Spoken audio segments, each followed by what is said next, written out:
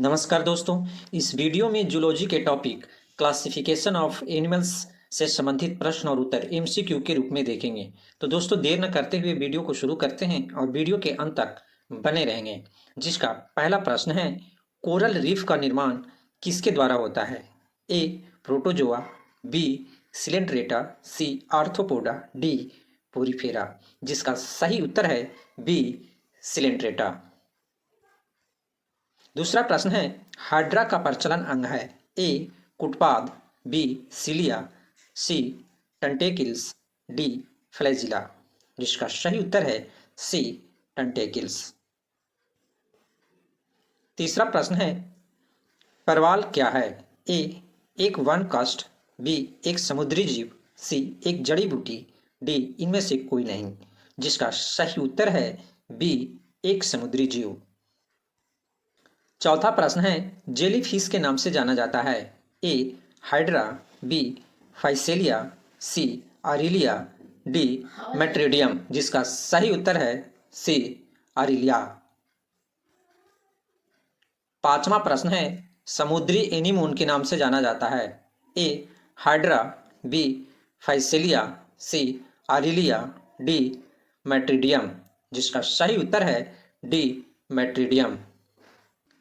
छठा प्रश्न है, पार्टिग्यूज मैन ऑफ वार के नाम से जाना जाता है? ए फाइसेलिया, बी हाइड्रा, सी आरिलिया, डी आविलिया।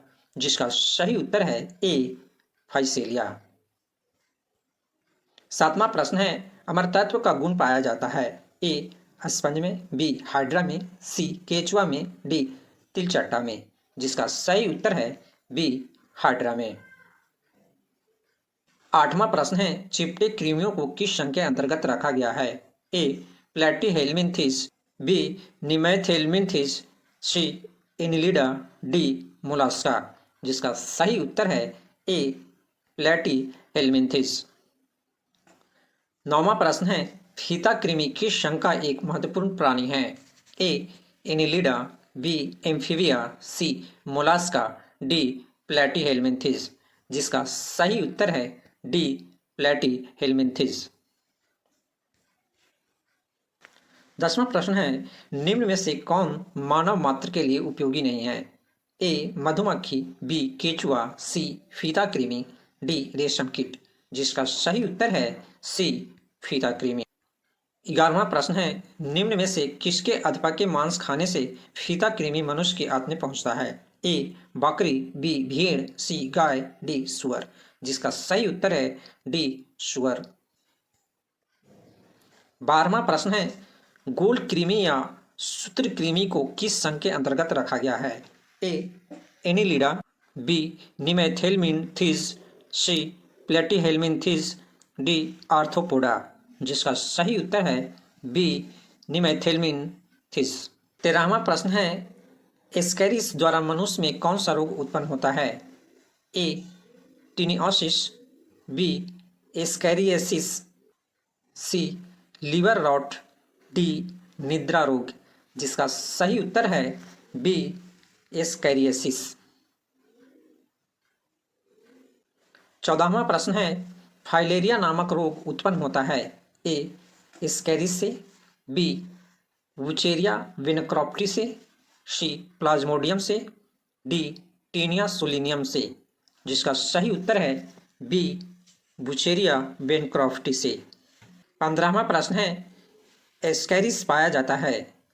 ए मनुष्य की आंत में, बी सुअर की पेशियों में, सी मनुष्य के देह गुहा में, डी मनुष्य के रुधिर में। जिसका सही उत्तर है ए मनुष्य की आंत में।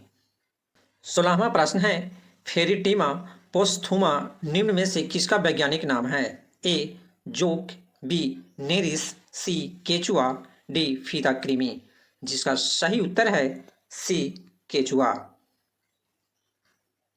17वां प्रश्न है, केचुआ में कौन सा रक्त वर्णक होता है? ए हिमोसाइनिन, बी होमाटिन, सी हीमोग्लोबिन, डी साइनिन। जिसका सही उत्तर है ए हिमोसाइनिन।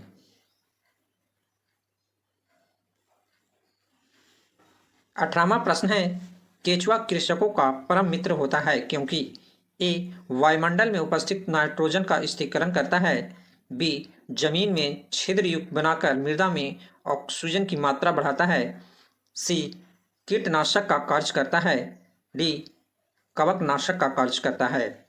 जिसका सही उत्तर है बी जमीन में छिद्र युक्त बनाकर मृदा में ऑक्सीजन की मात्रा बढ़ाता है। 19वां प्रश्न है, केचुए में कितनी आंखें होती है? ए 1, बी 2, सी बहुत, डी कोई नेत्र नहीं। जिसका सही उत्तर है डी कोई नेत्र नहीं। 20वां प्रश्न है, केचुआ किसानों को किस प्रकार लाभ पहुंचाता है? ए हानिकारक कीटों को नष्ट करके, बी हानिकारक जीवाणुओं को नष्ट करके, सी ए और बी, डी भूमि को पोला करके। जिसका सही उत्तर है डी भूमि को पोला करके।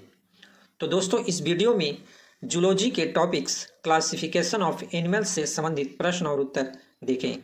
तो मिलते हैं नेक्स्ट वीडियो में। जय हिंद, जय भारत।